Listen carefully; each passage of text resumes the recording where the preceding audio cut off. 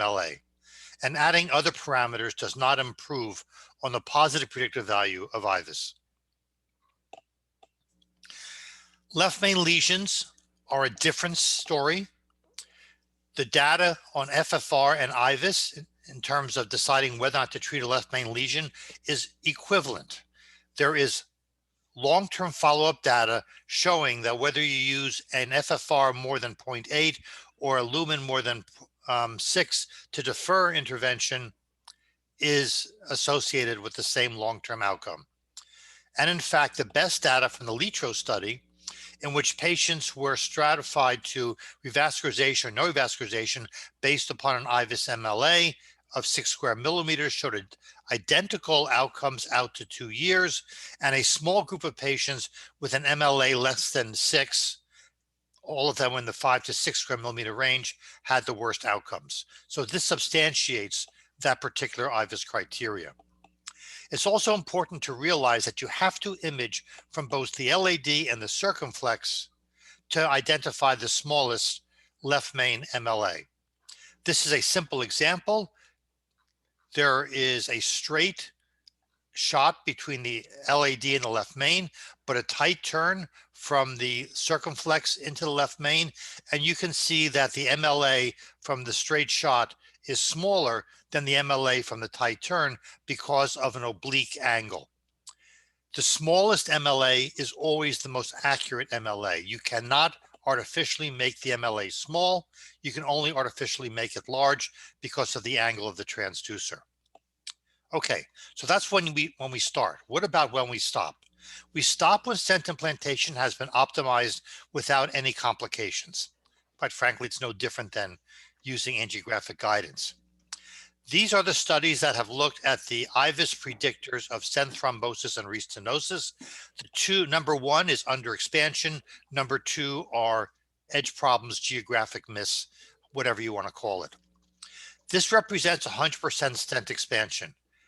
A 3 millimeter stent that's 100% expanded should have an MSA of 7 square millimeters. There have been a number of studies that have looked at sensitivity specificity curves to identify the optimal MSA. And in general, with drug-eluting stents, it's about 5.5 square millimeters. But I'll come back to why I don't particularly like this in a moment. We also have data from IVUS XPL and Ultimate in terms of relative stent expansion, either larger than the distal reference lumen in XPL or larger than 90% of the distal reference lumen in Ultimate. And if you achieve optimal stent expansion on these two studies, your event rate of 1 year follow-up is only about 1.5% compared to not achieving optimal expansion, in which case your event rate is much higher and is very similar to what you achieve with angiographic guidance alone. But as I said, the story is more complicated. So this study integrated data from IVUS XPL and RESET, which were both randomized trials. And what it showed is that for every 1% 1 square millimeter increase in MLA, the event rate is halved. So if you can get more than 5.5, you should aim for it. And that's what we see here. 5.5 square millimeters has this event rate. You get another 1.5 square millimeters, you abolish events. And that was also substantiated in an IVUS study from Syntax 2. And you can see the smallest tertile MSA, intermediate tertile MSA, and the largest tertile MSA, which was associated with essentially no events at 2 years of follow-up. People are afraid. They constantly tell me, well, if I oversize a stent, if I have expansion more than 100%, I will stimulate intimal hyperplasia. And this elegant analysis from the Stanford Core Laboratory says it is simply not so. It's all a matter of real estate. The larger the stent area without complications, the lower the event rate, and having an MSA more than 100%, having 100% of the reference is not associated with more events at follow-up. So an ideal stent expansion endpoint should be a clinically reasonable MSA that maximizes the probability of long-term stent patency while minimizing the risk of stent failure. Is an MSA of 5.5 square millimeters enough in big arteries? No. Can it be achieved in small arteries? No. And can be predicted angiographically or using the manufacturer's compliance charts? Also no. So this is a hypothetical compliance chart integrating stent diameter and pressure. And I always ask a simple question using this compliance chart: what is the expected stent diameter after implanting a 3 millimeter stent at 16 atmospheres? And the answer is 2.3 millimeters.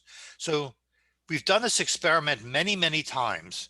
On average, you achieve 75% of the diameter and 2/3 of the predicted area. So don't rely on the manufacturer's compliance charts or the angiographic endpoint.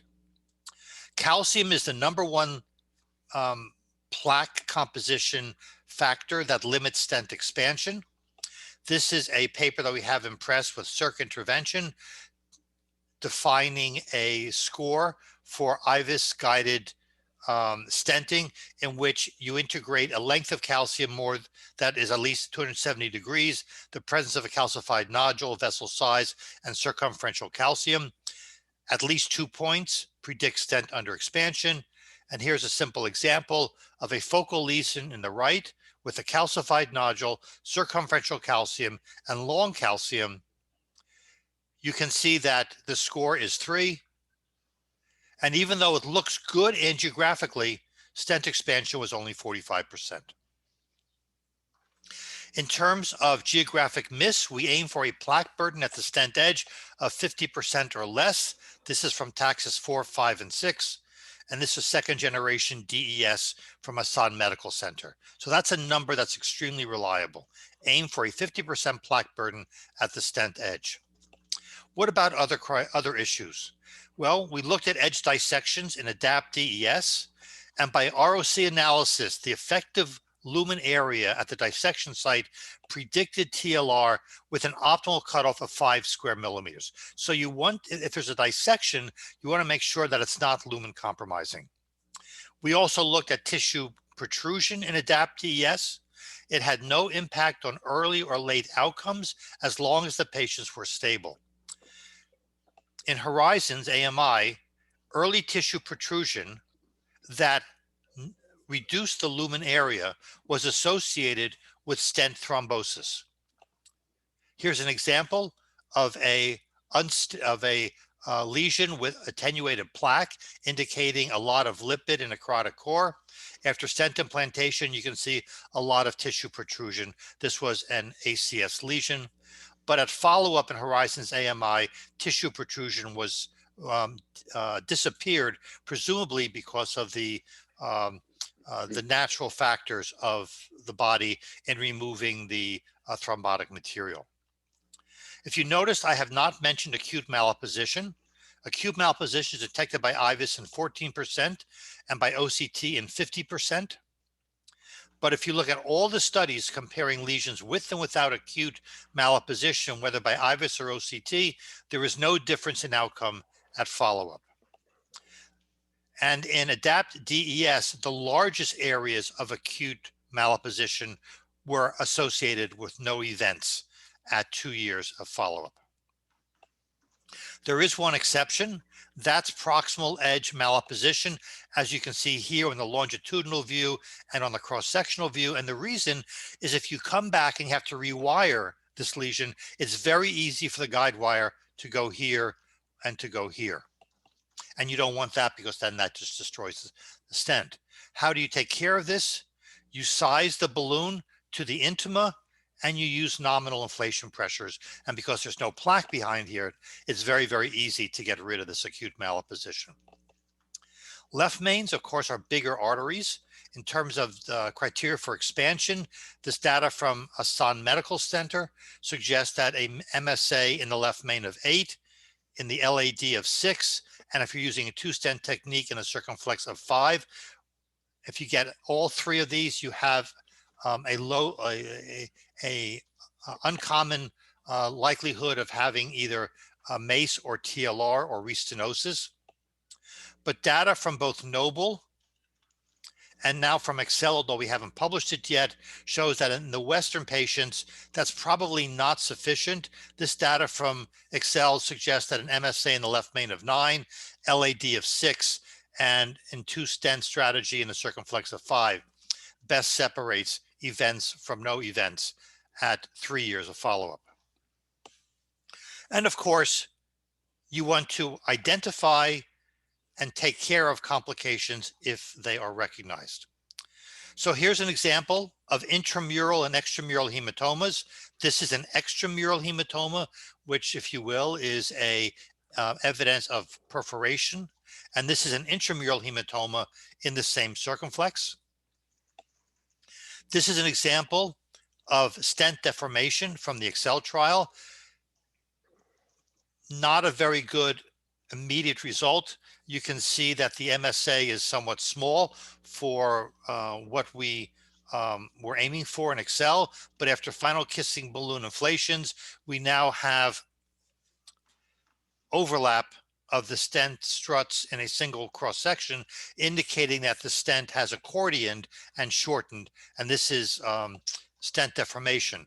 And if you get stent deformation, the event rate at follow-up is twice that the absence of stent deformation. And finally, this simple case, this was a case that Greg Stone did many years ago in a live demonstration course in Madrid. You can see a ostial LAD lesion extending back to the left main, a pretty good acute result. But when IVUS was done, you can see that there's calcium, circumferential calcium, at the ostium of the LAD that stripped the stent off the balloon, and the stent is floating in the left main, totally unexpanded. And it was taken care of by expanding the stent against the vessel wall and then going ahead to treat the ostial left main lesion. So my conclusions. The decision should should be based on physiology in non-left main lesions and either IVUS or physiology in left main lesions. The decision to stop should be based on IVUS with adequate expansion, stent edge plaque burden less than 50% with no significant dissection, and of course, no complications. Thank you for your attention. Thank you very much, Dr. Gary Minch, Professor Minch, for your superb lecture. So without wasting any time, because Dr. Ziad Ali has been waiting for long, welcome Dr. Ziad Ali to NIC CSI Meet, and thank you very, very much for coming. I think he doesn't need any introduction, and he's the world authority on this particular subject and in cardiology as a whole. So without wasting any time, I would invite Dr. Ziad Ali to deliver your lecture, please, sir. Thank you very much. Can you hear me okay? Yeah, sure. And are you able to see my full PowerPoint or? Not really till now. You can't see it. Okay. You're not on presentation mode yet. Yeah, I'm going to do that. I'm going to do that now. Sorry about that. It's a mute for the video. Share screen.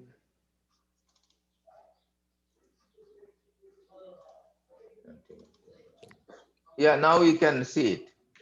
It's just going to the wrong screen. Dr. Ziad, we can see it now. Yeah. Just 1 second, because it's going to show you the wrong screen.